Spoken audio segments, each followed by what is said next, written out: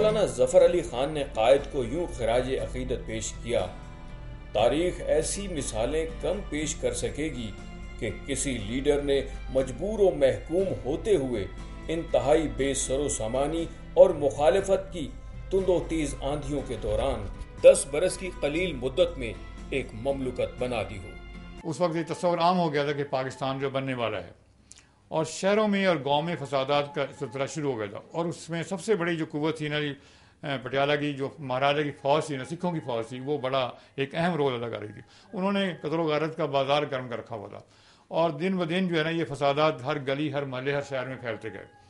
مجھے اچھی طرح یاد ہے، جیسے کہ میں نے کہا کہ گاؤں میں تھا تو ہمارے سامنے سے روزانہ قافلے گزرتے تھے، اور وہ اتنی پریشانی کے اور اتنی بدحالی کے حال میں گزرتے تھے کہ اکثر جو ہے نا ان میں لاشیں ہوتی تھی، بچے روتے ہوتے تھے، سروں سے ننگے ہوتے تھے، کپڑے بھی ان کے سر پر نہیں ہوتے تھے، وہ برے حال میں گزرتے تھے۔ پنڈت مدن موہن نے اقرار کیا کہ وہ جس بات پر ڈٹ جاتے تو سختی سے ڈٹ جاتے ہیں، بڑے سخت ہیں، انہیں تو دلائل سے جھکانا بھی ممکن نہیں ہے۔ لارڈ میک ڈونلڈ نے بھی اعتراف کیا کہ قائد اعظم محمد علی جناح کو کسی بھی قیمت پر خریدا نہیں جا سکتا۔ نہرو نے جناح کی عظمت کو یوں تسلیم کیا: قائد اعظم کی اعلیٰ سیرت و کردار وہ مؤثر حربہ تھی جس کے ذریعے انہوں نے زندگی بھر کے مار کے سر کیے اور آزادی کی جنگ جیتی۔ قائد اعظم محمد علی جناح جیسا عظیم رہنما اور سیاست دان ہی پاکستان حاصل کر سکتا تھا، کیونکہ قائد معاملہ فہمی اور دور اندیشی میں بے مثال تھے۔ اس قابلیت کی وجہ سے وہ حالات پر کڑی نظر رکھتے تھے اور حریفوں کی شاطرانہ چالوں کو بھانپ کر بر وقت ان کا منہ توڑ جواب دیتے تھے۔ اسی وجہ سے تحریک پاکستان کامیابی سے ہمکنار ہوئی۔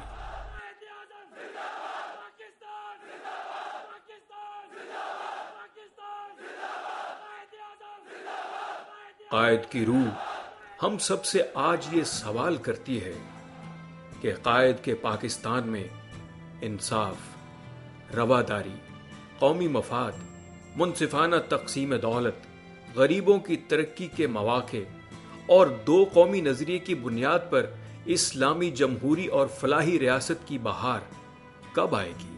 دو قومی نظریہ کوئی متشددانہ نظریہ نہیں ہے، وہ سمپلی یہ ہے کہ ہندوستان کے اندر مسلمانوں کے ساتھ ساتھ ایک دوسری قوم بستی ہے جو کہ مسلمان تو خالصتاً توحید پرست ہیں، وہ توحید پرست نہیں ہے۔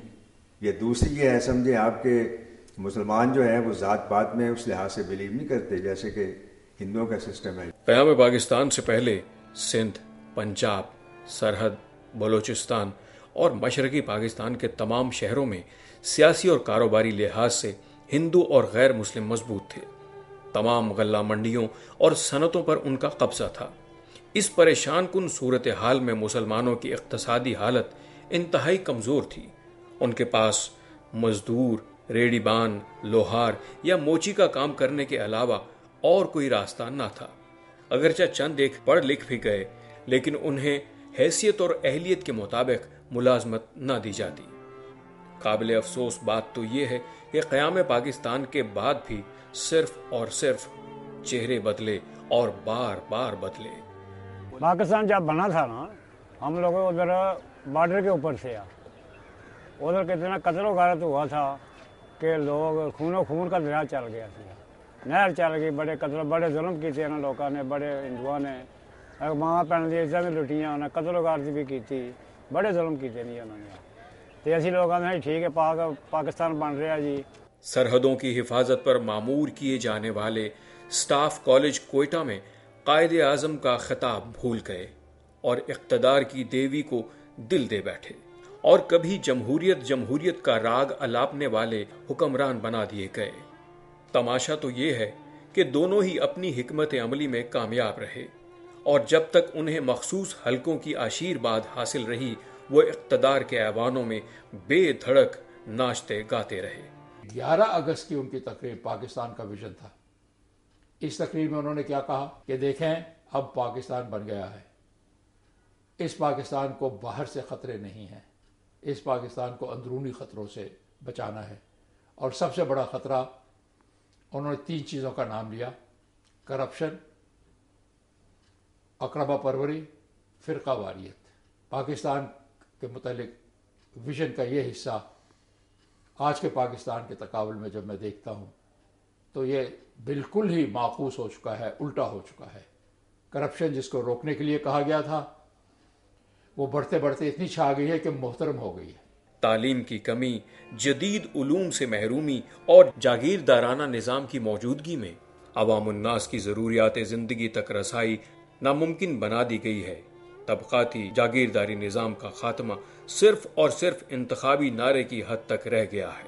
جو اسٹرگل چل رہی تھی پاکستان کے لیے، وہ تو صرف ایک نعرہ تھا کہ پاکستان کا مطلب کیا، لا الہ الا اللہ، اور صرف یہی مقصد تھا مسلمانوں کا، تو سب مسلمان اکٹھے ہو گئے تھے ایک پلیٹ فارم پہ، اور آپ یقین کیجیے اس قدر جوش و جذبہ تھا کہ میں بیان نہیں کر سکتا۔ آج تو وہ پاکستان نہیں ہے، یہ وہ پاکستان نظر نہیں آ رہا۔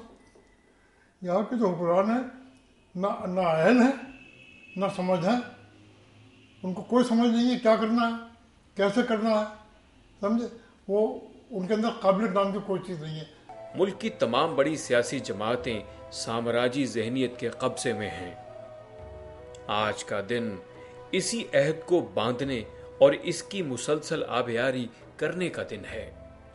جمہوریت کی مالا جپنے والے نام نہاد لیڈر جماعتی سطح پر الیکشن کروانے کو نظر انداز کرتے ہیں کہ کہیں وہ طبقہ حاکم نہ ہو جائے جن کے باپ دادا پر ان کے باپ دادا نے حکمرانی کی تھی۔ ہماری جو اس وقت کی قیادت تھی، جنہوں نے قائد اعظم کا تو یقیناً ساتھ دیا، وہ زیادہ تر فیوڈلز تھے، اور وہی جاگیردارانہ نظام ہمارا آج بھی جو ہے وہ رائج ہے۔ قیام پاکستان کے اغراض و مقاصد میں یہ ہرگز شامل نہیں تھا کہ ایک طبقہ ہمیشہ حاکم رہے اور دوسرا نسل در نسل محکوم رہے، جبکہ قائد اعظم محمد علی جناح نے 1939 میں اپنی وصیت میں لکھوایا کہ ان کی املاک کا 1/3 حصہ اسلامیہ کالج پشاور، 1/3 حصہ سندھ مدرسۃ الاسلام اور 1/3 حصہ علی گڑھ یونیورسٹی کے نام ان کی وفات کے بعد کر دیا جائے۔